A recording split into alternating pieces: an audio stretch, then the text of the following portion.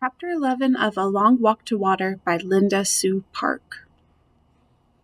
Southern Sudan, 2008. This is Naya's part of the story. After the two men left the village, the task of clearing more of the land between the trees began. It was very hard work. The smaller trees and bushes had to be burned or uprooted. The long grass had to be scythed and hoed under. It was dangerous work, too, as poisonous snakes and scorpions hid in the grass. Naya was still making the 2 daily trips to the pond. Each time she returned, she could see that slowly but surely the patch of cleared earth was growing larger. The earth was dry and rock-hard. Naya felt puzzled and doubtful. How could there be water in such a place? And when she asked Depp that question, he shook his head. She could see the doubt in his eyes, too. Southern Sudan and Ethiopia, 1985. This is Salva's part of the story.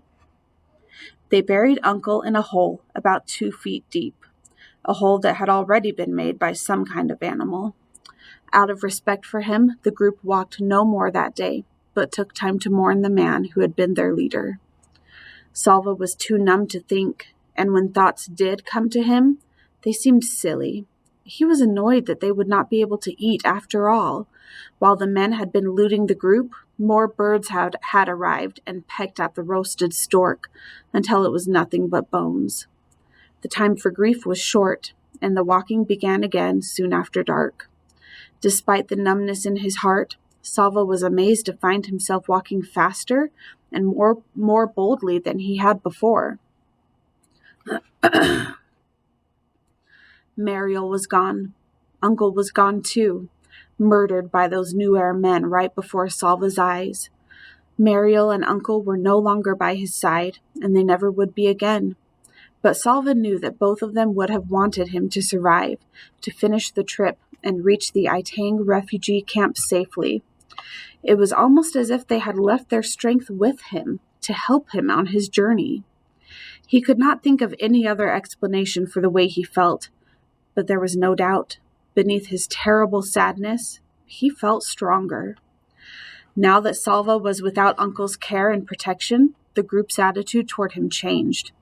Once again, they grumbled that he was too young and small, that he might slow them down or start crying again, as he had in the desert. No one shared anything with him, neither food nor company. Uncle had always shared the animals and birds he shot with everyone in the group, but it seemed they had all forgotten that, for Salva now had to beg for scraps, which were given grudgingly. The way they were treating him made Salva feel stronger still. There was no one left to help me. They think I am weak and useless. Salva lifted his head proudly. They are wrong, and I will prove it. Salva had never before seen so many people in one place at the same time. How could there be this many people in the world? More than hundreds, more than thousands, thousands upon thousands. People in lines and masses and clumps, people milling around, standing, sitting, or crouching on the ground, lying down with their legs curled up because there was not enough room to stretch out. The refugee camp at Itang was filled with people of all ages, men, women, girls, small children, but most of the refugees were boys and young men who had run away from their villages when the war came. They had run because they were in double danger, from the war itself and from the armies on both sides. Young men and sometimes even boys were often forced to join the fighting, which was why their families and communities, including Salva's schoolmaster, had sent the boys running into the bush at the first sign of fighting. Children who arrived at the refugee camp without their families were grouped together, so Salva was separated at once from the people he had traveled with. Even though they had not been kind to him, at least he had known them. Now, among strangers once again, he felt uncertain and maybe even afraid. As he walked through the camp with several other boys, Salva glanced at every face he passed. Uncle had said that no one knew where his family was for certain, so wasn't there at least a chance that they might be here in the camp?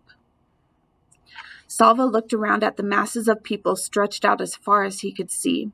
He felt his heart sink a little, but he clenched his hands into fists and made himself a promise. If they are here, I will find them. After so many weeks of walking, Salva found it strange to be staying in one place. During the long, terrible trek, finding a safe place to stop and stay for a while had been desperately important. But now that he was at the camp, he felt restless, almost as if he should begin walking again. The camp was safe from the war. There were no men with guns or machetes, no planes with bombs overhead. On the evening of his very first day, Salva was given a bowl of boiled maize to eat, and another one the next morning.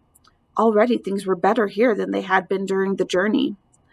During the afternoon of the second day, Salva picked his way slowly through the crowds. Eventually, he found himself standing near the gate that was the main entrance to the camp, watching the new arrivals enter. It did not seem as if the camp could possibly hold any more, but still, they kept coming. Long lines of people, some emaciated, some hurt or sick, all exhausted. As Salva scanned the faces, a flash of orange caught his eye. Orange. An orange headscarf. He began pushing and stumbling past people. Someone spoke to him angrily, but he did not stop to excuse himself. He could still see the vivid spot of orange. Yes, it was a headscarf. The woman's back was to him, but she was tall, like his mother. He had to catch up. There were too many people in the way. A half-sob broke free from Salva's lips. He mustn't lose track of her. That's the end of chapter 11.